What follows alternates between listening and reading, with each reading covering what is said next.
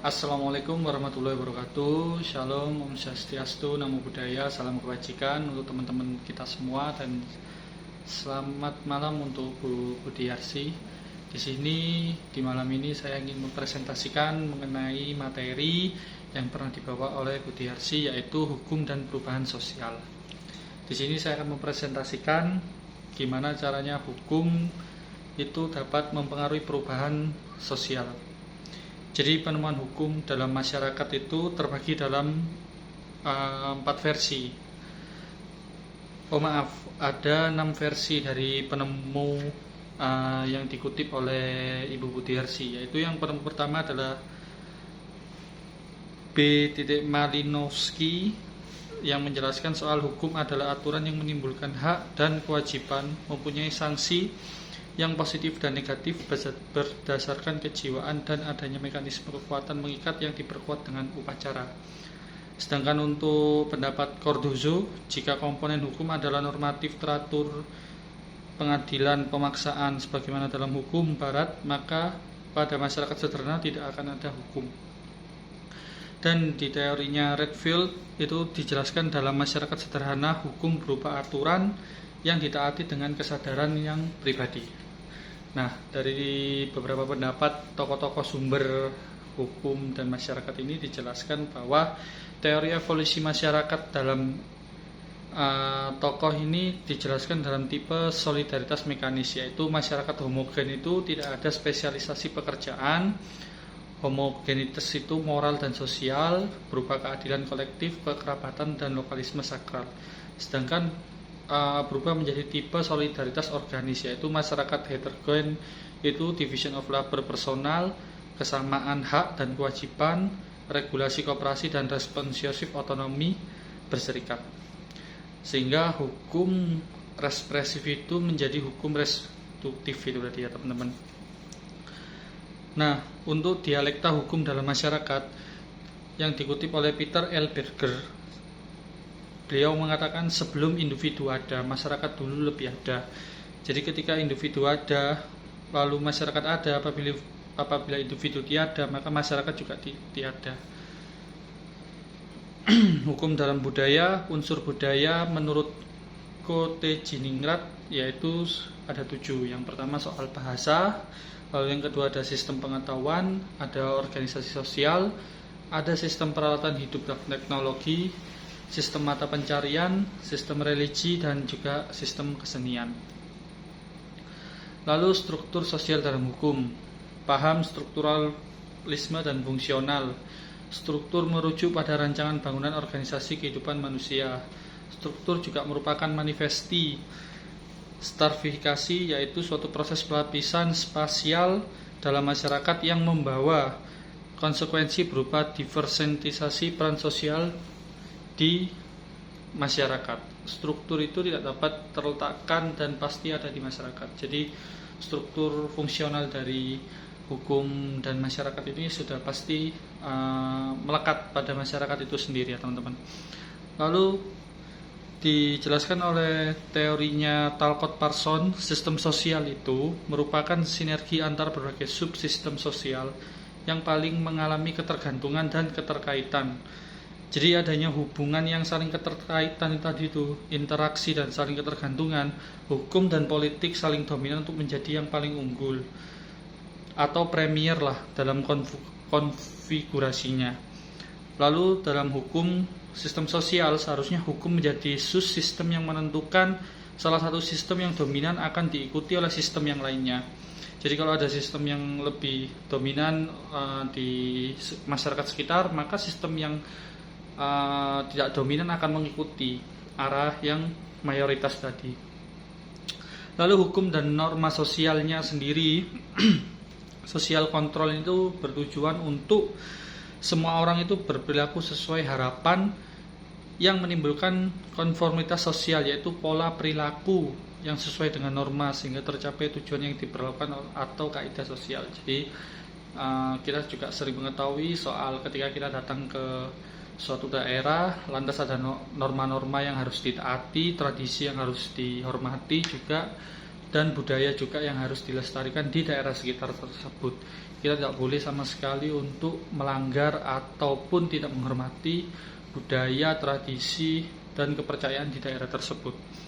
Nah, hal tersebut kenyataannya sering terjadi di kondisi-kondisi unconformity ya, sehingga kontrol sosial yang dilakukan oleh masyarakat atau kekuasaan negara itu tidak sesuai dengan harapan yang ada. Karena kembali ke teori yang tadi soal di mana ada individu ada, maka ada yang namanya masyarakat pasti itu ada. Jadi peran moral dan hukum dan norma sosial tadi itu tergantung oleh individunya masing-masing. Tapi kembali ke teorinya yang Talcott Parsons itu dijelaskan bahwa sistem yang dominan akan diikuti oleh sistem yang lainnya. Jadi biasanya akan beradaptasi terlebih dahulu untuk mengikuti sistem yang dominan yang ada di masyarakat sekitar. Lalu dijelaskan dalam kaidah sosial dan hukum. Kaidah sosial hukum itu sulit dibedakan ya teman-teman ya. Jadi karena keduanya beroperasi secara bersama dalam masyarakat, sehingga keduanya itu mempunyai fungsi yang sama sebagai alat kontrol sosial. Terjadi menarik antara keduanya. Jadi itu tidak bisa dilepaskan antara kaidah sosial dan hukum. Dalam nilai norma hukum, nilai merupakan kumpulannya sikap, perasaan ataupun anggapan terhadap sesuatu hal mengenai baik dan buruk, benar salah, patut tidak patut, penting dan tidak penting. Dalam kutipan Chris Klughorn, nilai itu ada 5, yaitu nilai hakikat hidup manusia, nilai hidup mengenai hakikat karya manusia, yang ketiga nilai hakikat dari kedudukan manusia dalam ruang dan waktu, lalu nilai hubungan manusia dan alam sekitar, dan yang terakhir nilai hubungan manusia dan sesamanya. Perubahan hukum dan perubahan masyarakat tersendiri itu, kalau dikutip dari O.J. Salman, perubahan hukum dan hakikatnya dimulai dari adanya kesenjangan antara keadaan-keadaan yang terjadi di dalam masyarakat dengan pengaturannya oleh hukum. Jadi ada beberapa hal yang mempengaruhi hukum dan juga perubahan sosial. Dimana kalau hukum itu dirasa tidak adil, kurang bijak dalam suatu lingkungan masyarakat, maka hukum itu yang akan dipaksa untuk dirubah untuk mengikuti masyarakat. Begitu sebaliknya, kalau hukum itu menjadi bijak dan baik, maka masyarakat, lingkungan masyarakat dan perubahan sosial itu yang akan mengikuti hukum tersebut.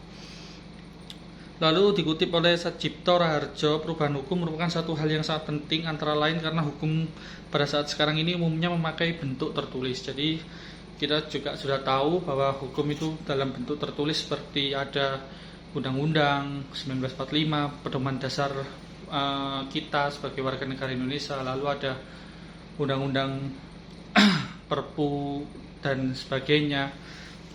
Nah, itu juga adalah hukum merupakan suatu hal yang sangat penting untuk sebagai pedoman untuk acuan kita sebagai sosial atau mempunyai norma dalam lingkungan masyarakat yang sudah terbentuk di masyarakat itu tadi ya. Selanjutnya, perubahan hukum berlangsung secara bertahap dalam nilai-nilai dan sikap dalam masyarakat. Jadi ada kemiskinan, hukum dimanipulasi, globalisasi di bidang bisnis, dan legalisasi praktek aborsi. Itu semua adalah perubahan hukum berlangsung secara bertahap dan mempunyai nilai-nilai sikap dalam masyarakat. Jadi kalau tidak ada faktor-faktor itu tadi, hukum tidak juga akan berevolusi menjadi lebih baik atau lebih berkembang lagi dan sebagainya. Karena kembali lagi, di mana setiap ada yang namanya permasalahan atau ujian, selalu ada solusi yang timbul, dan solusi itu terus akan semakin lama akan menjadi semakin lebih baik jika terjadi banyak masalah ataupun banyak ujian dan sebagainya. Dan dijelaskan di sini untuk perubahan hukum merupakan suatu konsekuensi yang terjadi pada sistem hukum, sehingga menurut sebagian kalangan masyarakat itu bahwa matinya hukum itu bergantung pada perubahan sosial yang terjadi. Jadi kalau kita bisa lihat kalau kita bisa flashback di tahun 1998, di mana hukum itu menjadi tidak beraturan sama sekali karena gampang dirubah semaunya penguasa, sehingga masyarakat turun dan berdemonstrasi untuk menurunkan sistem hukum yang salah itu tersebut, sehingga berubah revolusinya dari yang zamannya Orde Lama Orde Baru menjadi zaman revolusi dan sebagainya. Nah, dilanjut, perubahan hukum itu berfungsi untuk menjembatani antara keinginan-keinginan masyarakat sekitar itu agar tidak timbul perilaku yang anarkis, destruktif, kondisi chaos itu kacau dan selainnya. Nah, cara perkembangan hukum menurut Max Weber itu ada 3, yaitu yang pertama perkembangan hukum material dan hukum acara mengikuti tahap-tahap perkembangan tertentu. Lalu yang kedua ada mulai dari bentuk sederhana yang didasarkan pada karisma sampai pada tahap termaju di mana hukum itu disusun secara sistematis. Kalau dulunya itu berdasarkan pengalaman atau masalah-masalah yang ada, sekarang lebih mengarah kepada hal-hal yang sistematis, di mana hukum itu juga ketika sudah terbentuk dasar-dasarnya, maka hukum itu akan kedepannya akan pasti melengkapi hal-hal yang sekiranya masih kalau bahasa istilah hukum karet gitu, masih ada longgar, ada celah untuk kejahatan itu bisa masuk dan sebagainya.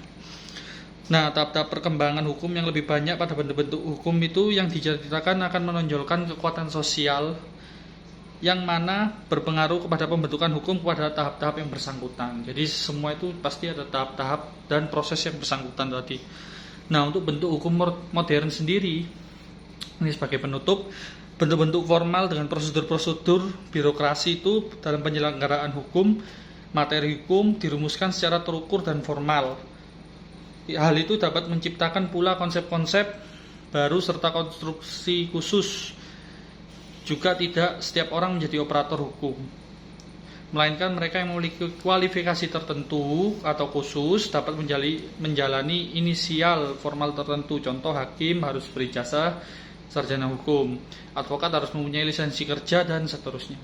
Jadi tidak bisa sembarangan orang bisa semua untuk mengadili atau menentukan kebijakan, baik kebijakan ataupun keputusan. Semua itu harus ada sertifikasi khusus atau keahlian di bidang tersebut. Untuk yang dulu mungkin basically masih nggak punya basic hukum, tapi bisa ikut dalam pengadilan menentukan peraturan dan sebagainya. Tapi untuk ke depan hukum yang modern itu sudah mulai dihilangkan karena sudah ada keahlian di dalam masing-masing tersebut. Mungkin itu saja yang ingin saya sampaikan. Kurang lebihnya jika ada penjelasan yang kurang, saya mohon maaf. Terima kasih sudah menonton video ini dan selamat malam.